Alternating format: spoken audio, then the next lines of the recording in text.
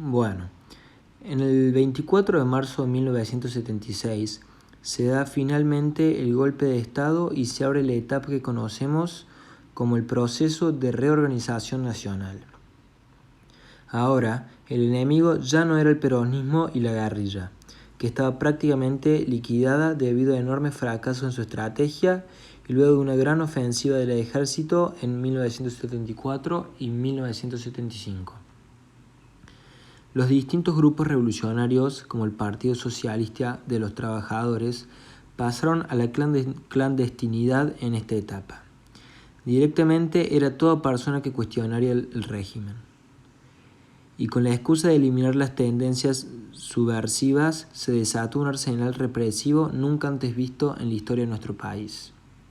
La primera junta militar estaba integrada por 3 armas: el ejército de Jorge Rafael Videla a la cabeza, la marina de Emilio Eduardo Macera y la aviación de Orlando Ramón Agostí. Y si bien en un comienzo la orientación política fue la misma, pronto se empezaron a ver diputados por ver quién sería presidente provisional, sobre todo entre el ejército y la marina. Finalmente, el encargado de desempeñar esta función fue Videla. El cargo de ministro de Economía lo ocupó un conocido referente de la ultranza liberal, José Alfredo Martínez de Hoz.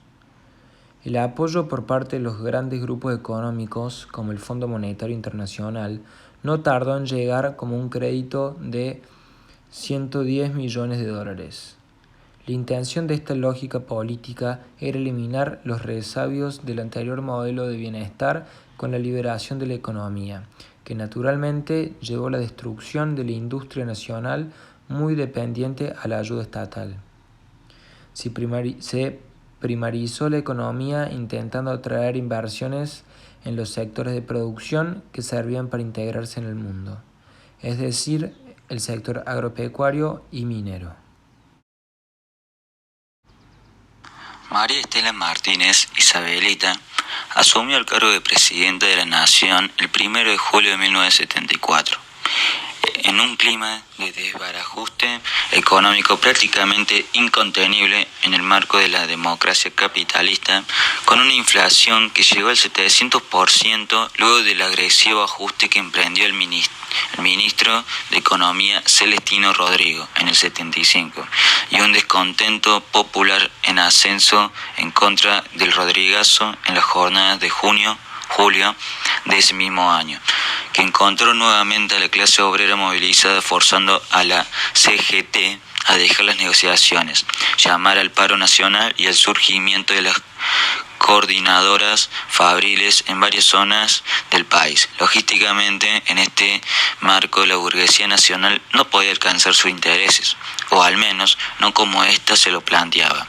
Por lo tanto, los rasgos reaccionarios del gobierno de turno fueron cada vez más notorios.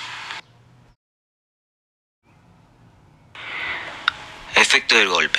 El golpe derrocó a todas las autoridades constitucionales, nacionales y provinciales, incluyendo a la presidenta María Estela Martínez, imponiendo en su lugar una junta militar integrada por los 3 comandantes de las Fuerzas Armadas, que dictó varias normas de jerarquía supraconstitucional y nombró a un funcionario militar con la suma de los poderes ejecutivo y legislativo de la nación y las provincias, que recibió el título de presidente, y 5 funcionarios civiles que ocuparon la Corte Suprema.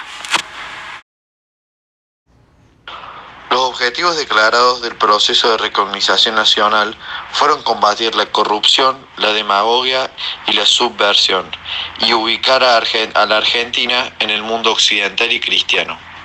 Estableció un nuevo modelo económico social siguiendo los lineamientos ideológicos del llamado neoliberalismo.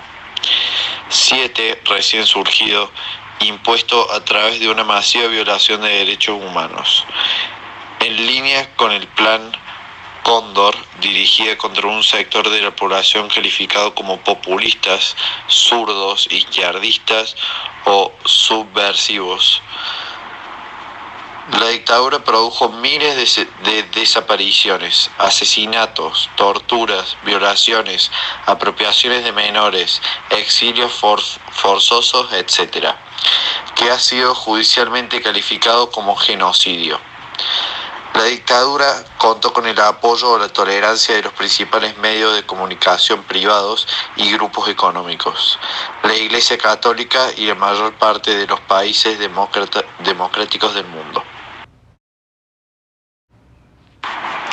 El 10 de diciembre de 1983, la dictadura, debilitada tras la derrota de la Guerra de las Malvinas contra el Reino Unido, sucedió un año y medio antes, se vio obligada a entregar el poder sin condiciones a un gobierno elegido libremente por la ciudadanía.